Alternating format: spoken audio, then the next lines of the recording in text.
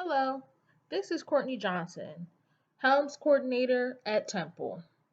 This is a recap of Writing Club about commas. In this presentation, we will learn about comma rules, do some examples, and at the end have some mixed practice together. Let's get started. What are commas? Besides periods, commas are the most common type of pronunciation you will use when reading and writing sentences.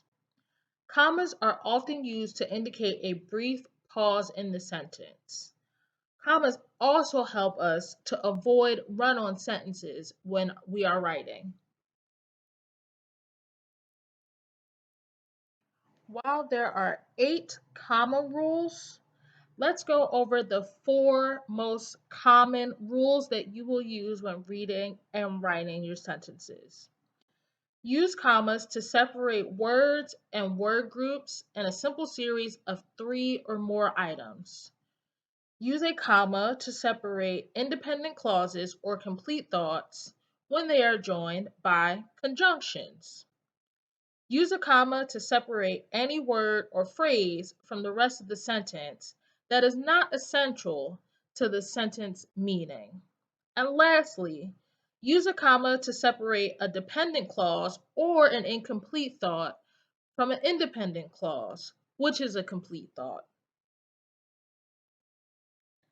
Let's take a look at the first comma rule. Use commas to separate words or word groups in a simple series of 3 or more items. These items may refer to a noun, a verb, or an adjective phrase. Let's take a look at this example. I need to buy eggs, milk, lettuce, and bread.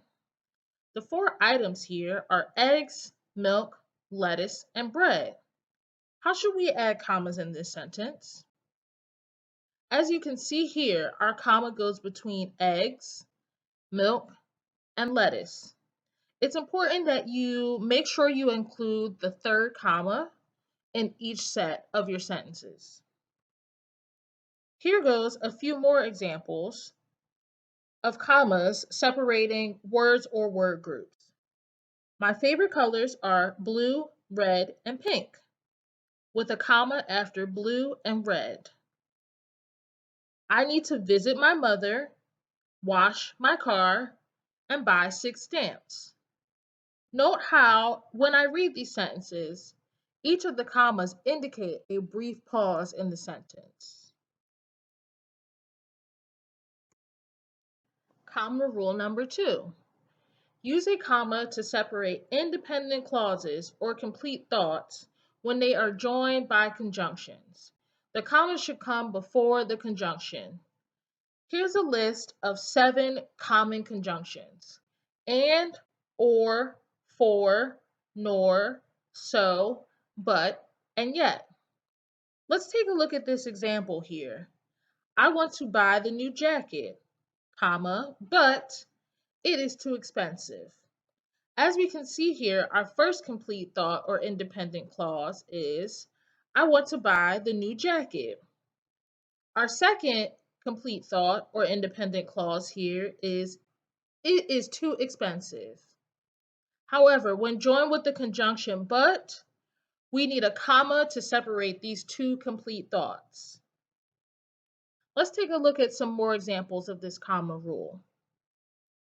We can go to the zoo, or we can go to the movie theater. Our first complete thought here is, we can go to the zoo.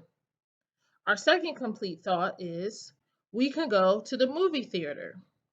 With the conjunction or, this is now one sentence with a comma in between.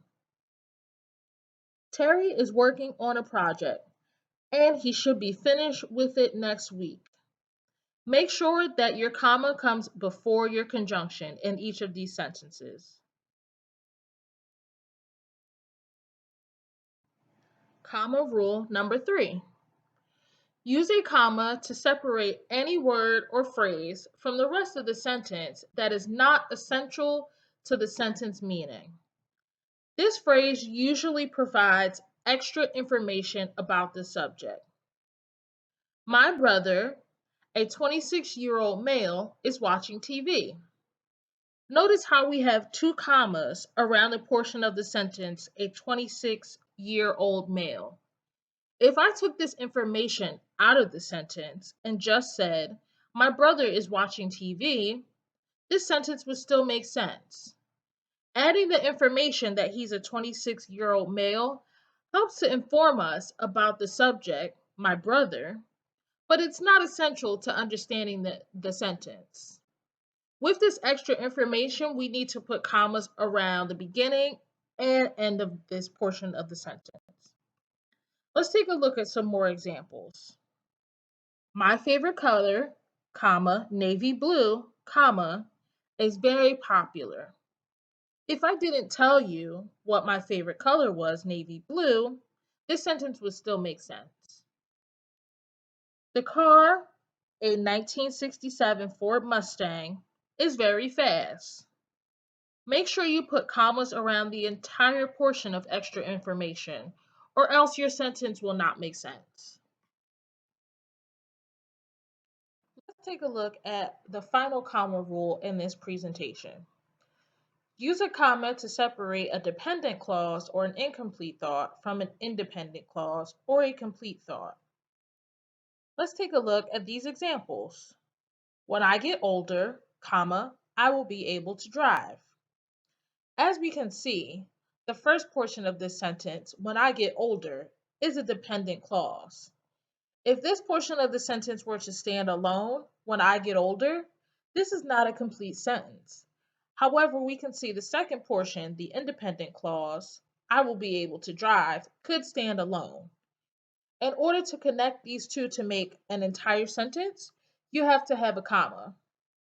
If you are good, comma, I will buy you a toy. Our dependent clause is if you are good.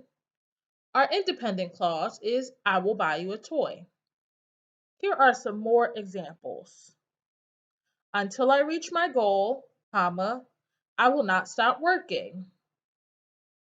In 5 minutes, comma, the building will be closed. Make sure you can separate your dependent and independent clauses. Are you ready for some mixed practice? Reviewing the 4 comma rules we just learned. Place the commas in the appropriate place in the sentence. We will go to the restaurant now, for we are very hungry. As we can see in this sentence, we have a contraction for. We need a comma before the contraction for to make this sentence correct. Carlos wants to visit Paris, Italy, Germany, and China. As we can see, we have a set of 4 places that Carlos wants to visit. We need a comma after Paris, after Italy, and after Germany to complete this sentence.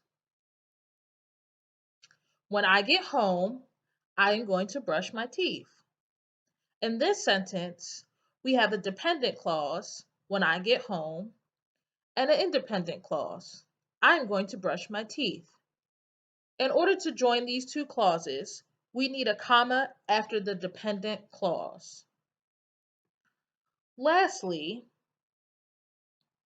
Daniel Garrison, a farmer, wakes up very early. As we can see, the extra information in this sentence shows us that he is a farmer. If I took this piece out of the sentence and just said, Daniel Garrison wakes up very early, this sentence will still make sense. However, with this extra information telling us that he's a farmer, we need a comma around this portion of the sentence. Thank you so much for joining me for this presentation. Are you interested in some extra practice to complete? Make sure you reach out to your coordinator who can provide you with more information. If you would like to check out the Helms Academy YouTube page, you can find other recaps for Math Roundtable and Writing Club. Thanks for joining. Take care. Bye-bye.